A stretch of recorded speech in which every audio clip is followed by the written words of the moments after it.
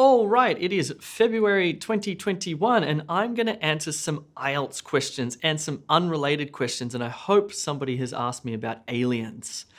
All right, so if you have any IELTS questions, pop them into the comments below. Let's get started. Okay, first question is from my old friend Hank.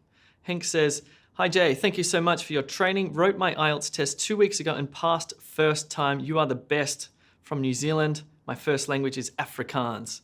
That's a good way to kick this off. Hank, that is awesome to hear. It's really great when we get feedback from our students that say they've passed their IELTS, and especially if they've done it first time. Well done. Hira, is focusing on writing an essay using complex words and structures more important, or writing in error-free sentences more important? Good question, Hira. Right, so you've got a bit of a balancing act here, because on test day you need to write a variety of grammar. So that means you just need to use some complex sentences. And by complex, I mean like I mean that like it needs to have a clause, a which or a that, or it needs to have that subordinate clause.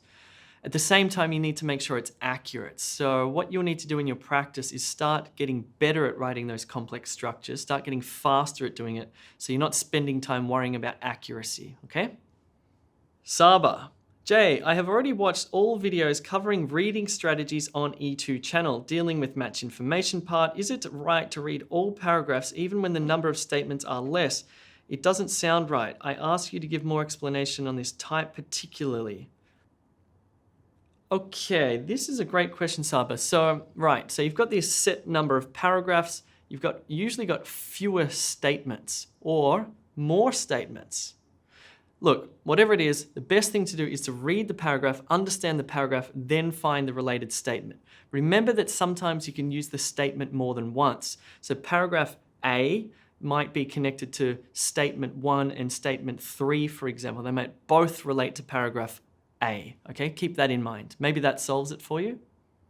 Annie Sayad.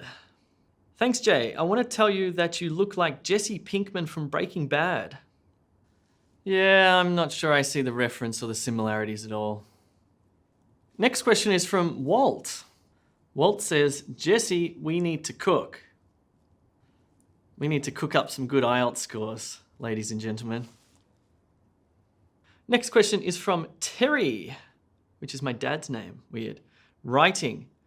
If you make mistakes with pen, is deleting with 2 lines on them acceptable or lose points? Okay, Terry, so when you take the paper-based IELTS test and you do make a mistake somewhere in your paragraph and you need to cross it out, you will not lose points. You do not have to write a pretty-looking essay. They're looking at the substance, not the style. In fact, in one of the IELTS that I wrote, I had to cross out an entire paragraph and then draw this big arrow, and it was completely fine. Cool. Next question is from Rashida. Hi Jay, sir, I have a doubt that to study in abroad, probably in Canada, do we have to give exams of IELTS and TOEFL? What is different between them? Why does college's website ask TOEFL result? Is TOEFL necessary with IELTS for getting admission, or only IELTS is enough? Sorry, it's being too long question. Thank you for your answer. Okay, Rashida, so IELTS and TOEFL are equivalent tests. Well, if you're taking the IELTS academic anyway, and usually they can both be used, either be used for university entrance or migration. You have to find out. It's very, very unlikely that you have to do both tests. You have to do one or the other. However, maybe a university only accepts TOEFL results. Anyway, you'll have to find that stuff out. But good news is you'll just take one of them. Cyan asks, how to improve pronunciation? Does E2 Language have a guided course with an expert tutor? Cyan, this is a good question. So what is pronunciation? Let's think about actually what it is. So pronunciation are the sounds that you make, and English has 44 phonemes. They are individual p, m, k, l, r. For example, if you speak another language, who knows, like Tamil, you'll have some sounds that we don't have. In addition to the single sounds like p, k, l, there are also consonant clusters like pr, kr, kl, sm, for example. This is where you put 2 of those sounds together. In addition to that, you've got this other whole sort of section of pronunciation around fluency with pausing and word stress, sentence stress, connected speech. Well, there's a lot going on if you want to have clear pronunciation. We have a course called Speaking Lab. And what you'll need to do is go to another website called e2school.com and enroll in the Speaking Lab course. It's very inexpensive. It's like, I think it's $9 or $12 or something like that. So check it out on e2school.com and get clearer with your pronunciation. Next question is from Abhiram. Abhi asks, is the essay writing format of PTE Academic similar to Part 2 of IELTS Academic Writing? Can I use the same learnings from PTE for the IELTS essay? The short answer is broadly yes, you can. The PTE Academic essay structure that we teach on e2language.com is very similar to the IELTS essay structure. However, the IELTS essay requires you to be a little bit more nuanced in your response because the PTE academic essay is always argumentative, persuasive, where you're arguing for one side.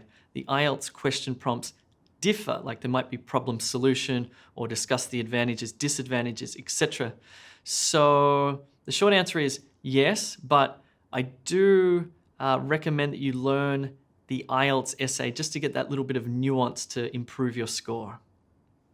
All right, I am Nikki Mouse. Looks like she has some good news. I am very grateful for this channel. I took my IELTS exam last January. I got an overall 8 on my very first attempt. You are most fave to watch, Jay. You are such an amazing. Your videos help me a lot. Please continue creating videos for everyone. You the best, Jay. Thank you so much. Nikki, that is very good news to hear. And as I mentioned, it's always good to hear from E2 language students who pass their IELTS test, especially the first time round. If you want to be like Nikki, then you'll need to prepare. And the best place to prepare is e2language.com. And right now we're offering 10% off our IELTS prep courses.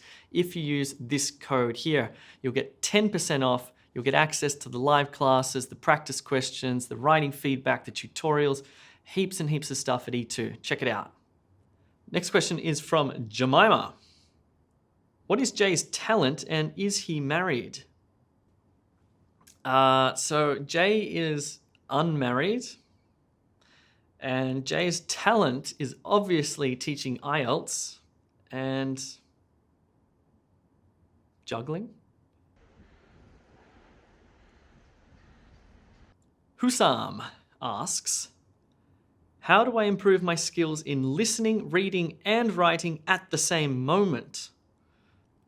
It's a good question, Husam. You can't really do them at the same moment, like simultaneously improve your writing and listening and reading, okay? These are discrete skills. There is some overlap, of course, with vocabulary and grammar, but let's think about listening first. In order to improve your listening abilities, you need to understand how spoken speech works, because really what you're doing with listening is listening to somebody speak. And when somebody's speaking, they're using the pronunciation, the consonant clusters, which I mentioned before, word stress, sentence stress, connected speech, all of this sort of magical stuff that happens there. So that's the key to listening, but also, of course, vocabulary, grammar, and the immediacy of which you comprehend those words as well.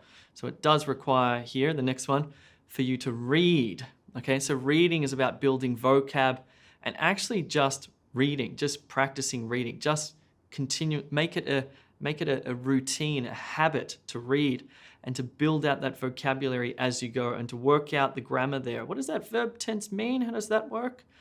Writing is something that's really hard to improve without feedback. I strongly encourage you, especially for an IELTS test, to submit your essay through and have somebody like an expert give you feedback on it. Not just in terms of grammar and vocab, etc., but structure, whether it's on topic. This is what we do at E2 Language for feedback and to improve your writing. But overall, I would say check out E2 School because we do have courses there and feedback. Next question is from Fag Benro, who asks, what if the topic given in writing isn't a known topic to me? Okay, so the first thing to know is that the IELTS essay prompts are always going to be pretty generic. They're going to be general social issues that don't require specialist knowledge at all. Things like how to reduce crime, or should people be able to smoke cigarettes in cafes? Things that you immediately go, right, no, because X, Y, Z. For example, one of them, the last essay that I wrote for IELTS, my 5th attempt, was actually about crime. Should we jail criminals for longer, or is there another way to reduce crime? So as soon as I say that, ideas should start to formulate in your mind where you'll be for or against that, and why not, etc. So I wouldn't worry too much about it. You don't need complex philosophical ideas. Bharat Kumar. Hi Jay, what about spelling mistakes? How can we correct them? Aha, Bharat, my man, you're in luck because we have a spelling course on e2school.com.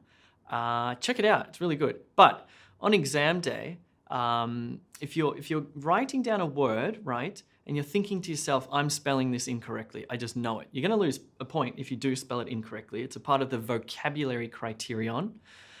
So what you might want to do is actually think to yourself, what's a synonym that means the same thing and one that I can spell correctly, because maybe just use that. Jimmy Patel asks, English movies, yes or no? Starting with captions and you get crazily confident when you don't need them. Need your thoughts. Jimmy, I reckon that's a bit of a secret weapon, to be honest.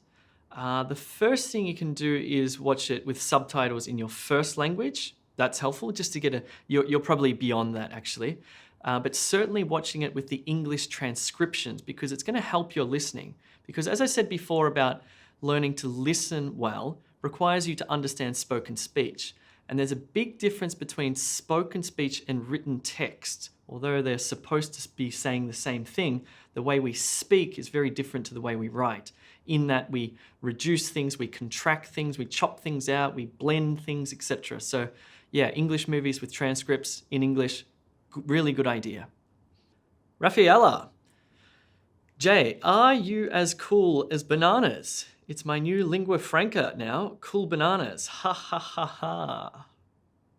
Yeah, I have no idea what cool bananas means. I just use it when I can't think of something to say, or if I am trying to refrain from swearing. Ilami. How do I join your live? It's on YouTube or 700 question marks. So Ilami, you can, if you're in the right place at the right time, catch our YouTube live streams. Or if you want to know exactly when these happen, and in fact, if you want them twice a day, go across to e2language.com. You can sign up for free. We give some free live classes. And if you upgrade your account, you'll get access to, even with the Express package, which I think is about $60, I think you get 25 live classes. So it's like $2.20 per live class. Plus you get all the practice questions, the methodology lessons, everything. So have a think about that. Next question is from Palavanova. What is the best way to overcome our fears during the exams? Right, so exam day anxiety is a genuine thing and it can impede your performance. Okay, especially if your anxiety starts to cloud your mind. Like if you're just having physical manifestations of stress, you know, your hands are sweating, your heart's beating, your stomach feels a bit funny, it has butterflies, or however stress or anxiety appears for you, that's okay, it doesn't matter. Everyone's going to have some stress, so please don't try to have no stress. That's going to be impossible. Accept the stress that you're going to have, because that bit of adrenaline that you'll get will actually to help you to concentrate and perform well. If, however, your anxiety is flooding you to the point that you can't really concentrate, things are getting a little bit dreamlike, then you need to sort of do something about that. And I think a key to this is preparation. I think one of the reasons why people freak out is because they don't feel ready or confident, right? So if you know something, that really engenders or brings about confidence. The more you know, the more confident you'll be. So for example, you want to learn the essay structures. So you learn them really well, and on test day, you're not going to be fearful of an essay prompt that's going to get you by surprise. So there's that.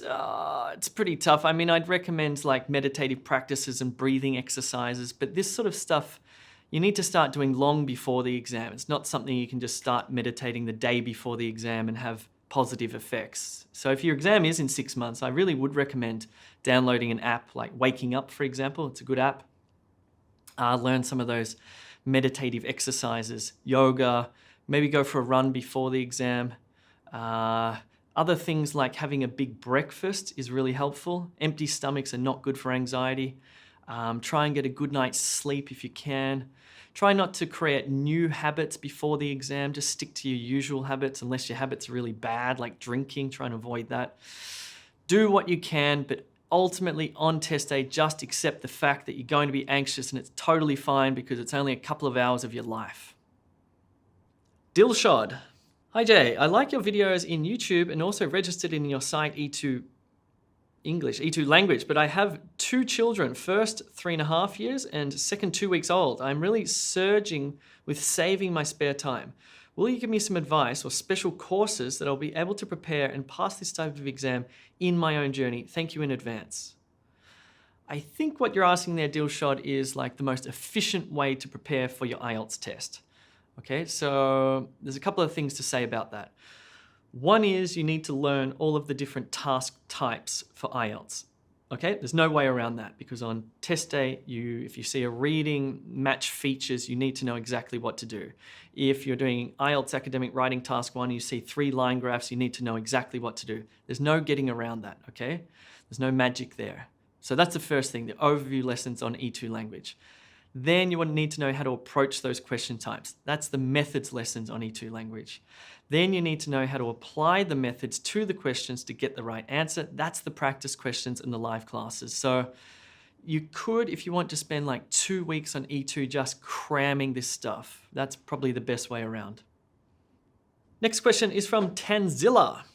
Tanzilla asks, in the reading test, when we have to answer in capital letters, what is the way to write numbers in digital or numbers? So, good question. So there'll be a set of instructions that will ask you or tell you how to write the answer. It'll say, write no more than 2 words and or a number. If you're writing a number, write the numeral, okay?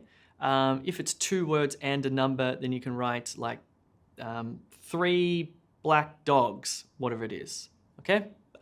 Make sure you understand how to read and understand those instructions in the reading test because they can get pretty tricky. What does write 3 words and or a number mean? Write that down on a piece of paper and figure it out.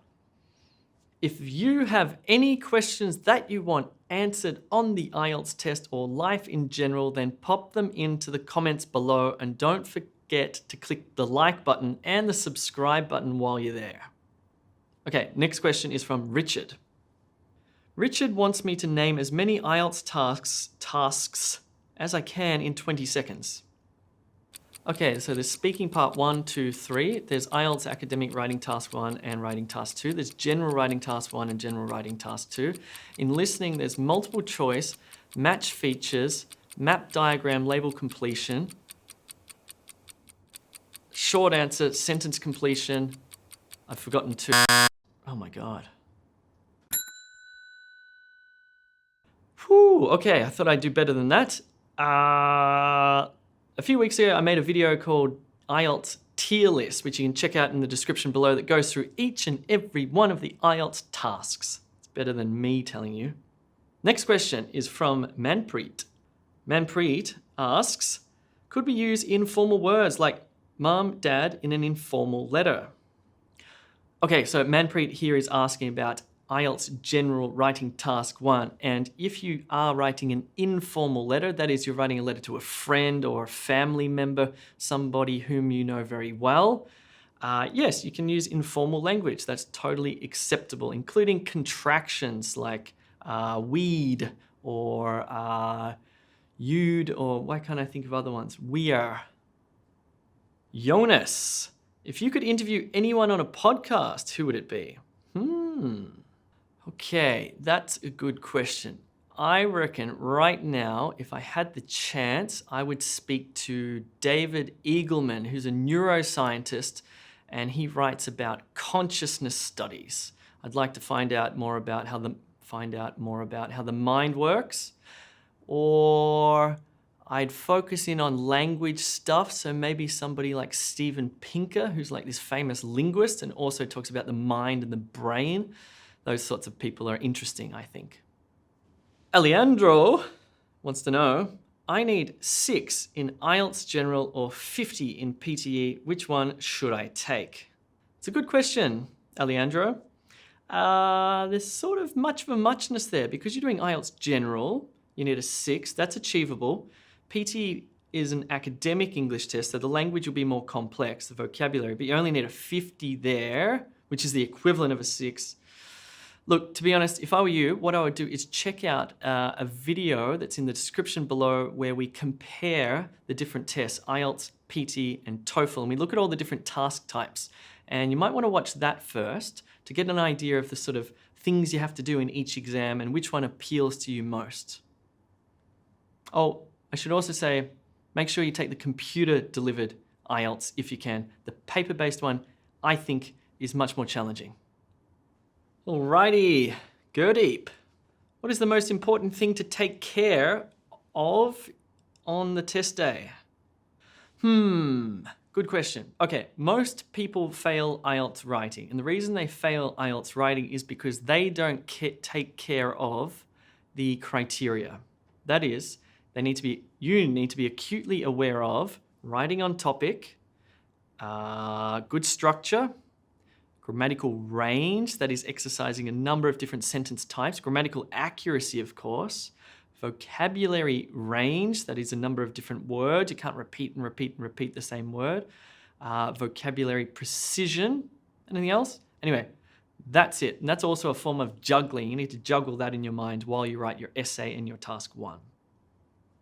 Madiha wants to know, on average, what is the probability of getting a 0.5 band increase in writing and speaking in IELTS General inquiry on results? Okay, so what's an inquiry on results? That is, you write your IELTS test and you think you've done very well. Yes, I smashed that one. Then you get your results back. And let's say you're 0.5 bands short. You wanted a 7, you got a 6.5. Do you just accept that and take the entire test again? Especially if you've just missed out in writing, say. Or do you pay $150 or whatever it is, send it back and ask for a remarking? It's a good question. I've actually done it several times, and I've done it 3 times, and each time they've increased my band scores. The last time I took the IELTS, I got an 8 for writing. The rest I got 9, so I got an 8 for writing. And then I thought, you know what, I'm going to send it back because I sent it back and they increased it to 8.5. So yeah, it's happened 3 times to me. So I recommend you do it. If you're 0.5 short in writing or speaking, send it back, take a gamble, why not? Oh, you get your money back if they do increase your score. Kavita wants to know how to score 7 in reading. Okay, so reading. Well, in order to score a 7, you need to get X number of questions right out of 40. I can't remember precisely, maybe like a 32 out of 40, something like that. So how do you get 32 marks out of 40? That means you can make 8 mistakes. Well, I mean, the core of reading is vocabulary. You need to have a wide vocabulary. That's the critical thing. If your vocabulary is limited, you're going to find reading impossible, actually. So there's that. You also need to have a good grammatical understanding because there's meaning imbued in the grammar within the paragraphs and the sentences, okay? Like modal verbs and certain verb tenses also have meaning involved. Then you need to understand the IELTS question types, you know, how do you go about answering a true, false, not given, a match headings or a match features, okay? All of this stuff can be done on e2language.com. I recommend that you sign up and join the live classes. We'll take care of the heavy lifting for you. Daniel wants some advice. Can you advise methods I can apply in writing task 2? I'm having difficulty starting. All right, Daniel, yes. Okay, for writing task 2, it's really essential that you use a structure. and I really recommend the E2 language structures. That is the structure for the intro, the body paragraphs, and the conclusion. And for the body paragraphs, there are two structures, single idea and double idea, okay?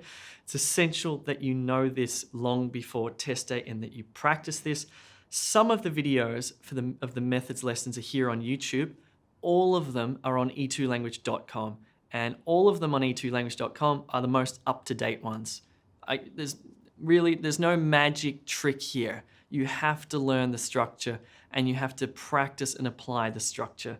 Once you learn the structure, it's not too bad. The worst thing about IELTS is actually first going, how the hell do I write an essay? Okay.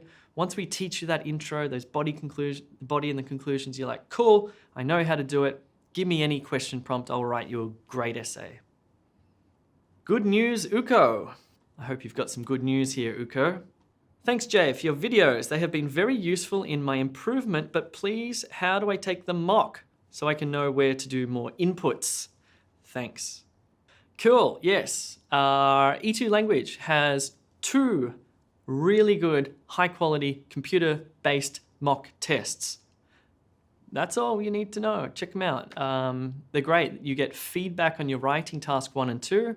And for the speaking, you actually take an online, on Zoom speaking simulation and you get really good feedback, okay? That's what you need to work from is the feedback so you know what to improve on, where to focus. What would your autobiography be called? My autobiography would be called A Speck of Dust. Gurjeet, is it possible to score a band 9 in IELTS Writing? Okay, this is the $1 million question, and this is what I attempted to do 5 times in a row. I took the IELTS test 5 times in a row to see if I could get perfect 9s across the board. I could get 9s for listening, reading, and speaking. I could not get a 9 for writing. The highest I got was 8.5. And all Alex could get also, the highest she could get was 8.5 as well. The only person I've ever seen who got an IELTS 9 in writing was an E2 language student, actually. She was a doctor. She got a perfect 9 for everything, but that is one person out of about, I don't know, 150,000? I don't know. Pretty hard. Harwinder. How can I assess my own writings and my individual level? Harwinder, I hate to break it to you, but you kind of can't. Not with the writing and speaking anyway. You can't really assess your own level. You can certainly take reading and listening tests and check the key and see what score you got out of 30 or 40. That's fine. But for writing and speaking, you need an expert to give you feedback, and that's what our mock tests are for. Check them out. Here we go. Here's a good one from Ritu. Hi, you're so cool. Mwah. Thanks, Ritu. Drunreb. How is the speed reading technique will affect my IELTS score? All right. Cool. Okay, so speed reading is actually quite a complex little phenomenon that you do. There's one form of speed reading where you actually just scan your eyes across, and they call it sub-vocalization. That means that you're not saying the words in your mind, you're almost just looking, okay? That's one form of speed reading, if you like. They also call that scanning. It's when you're looking for a particular word or a particular phrase to fill a gap, for example. In IELTS, you can't really speed sometimes that scanning or that speed reading is critical because you're like, all right, I need to find that noun phrase to fill that gap. I saw it before. You really do need to read IELTS passages to some degree of depth, okay? Because you need to understand the meaning. And that means vocalizing it in your mind. That is reading it, reading it, reading it. You can speed up your reading skills, okay? And this requires practice. And it requires, it's like running a marathon. You start out, you're pretty slow, you speed it up, you speed it up, you speed it up, okay? So again, practice, be conscious of what's going on cognitively with you and think about it. Nirvana Mita. Hey Jay, does appearing in IELTS from a small town where there are less English speakers or metro city make any difference? Well, this is a good question. This is a similar question to the question of should I go to a country where English isn't the main language to take my IELTS test? And I think, look, there could be some truth in that, a tiny fraction of truth. Flying overseas is a pretty crazy idea. I would recommend actually going to a smaller testing center, not because it might boost your score, but because it's just a little bit more relaxing. I've taken one of the IELTS tests I took, there were 800 people taking the test on that day. It was like at a convention center. It was huge and it was intense. I don't really like big crowds. Another IELTS test I took, a paper-based one, there were about 200 people, which was better. Another IELTS test I took was a computer-delivered IELTS test. I think there were like 12 people, and that was awesome. So yeah, if you find a smaller testing center, I recommend it. Santiago, what is the most embarrassing thing you have ever done? Okay, let me tell you a little story. When I was in grade 4, so I was about, like 8 years old or something, there were 2 boys a couple of years older than me who were like the nasty bullies. And at lunchtime, I walked up to the door of the lunchroom where all the kids were, and they dacked me. And I cried. And then they got in trouble. Daria, is there a list of most common topics for semester to be asked in either speaking or writing part? Okay, Daria, I recommend the topic toolkits on E2 language. They cover the most common themes of the essays and the writing, etc. So they're part of your course on e2language.com. Mr. B, how to get motivated for IELTS retake? Yes, Mr. B, I hear you. When you get your results back from IELTS and you have been unsuccessful, it's pretty devastating. It's like, deflating. Because you know you're going to have to go through that process again, okay? If you didn't prepare properly, then it shouldn't come as a great surprise to you because this test is hard and it requires preparation. So second time round, do it properly, prepare well. And again, I recommend e2language.com. We do the heavy lifting. In the live classes, there's a teacher. It's twice a day. They do the teaching. You do the sitting back going, I get it. Faust. Jay, I'm really grateful to your team. What are the first steps of moving to advanced level? The second question, what is your weak point in the English language, or is it flawless? Thanks in advance. Okay, so I'll start with the second question. As you heard, I just made a complete mess of that reading. I went blah, blah, blah, blah, blah. So is my English flawless? No. Native speakers often make small grammatical mistakes when they speak, fewer when they write. Sometimes my language is just on fire and I can just reel off these amazing sentences. I'm like, whoa. Some days I wake up and the language is like thick milkshake stuff. It's not coming out properly. Yes, but I've also spent a lot of time looking at the English language and understanding the grammar and purposely building my vocabulary, etc., just because I find it fun. What's your first question? Oh, okay, how do you move to an advanced level? It's a good question. So when most people learn English, most people sort of stop at an intermediate level. Very few people push their English language skills to an advanced level. Very few English language learners ever get to an IELTS 8. If you're at that level, you're a phenomenon. You're a microscopic percentage. How do you do it?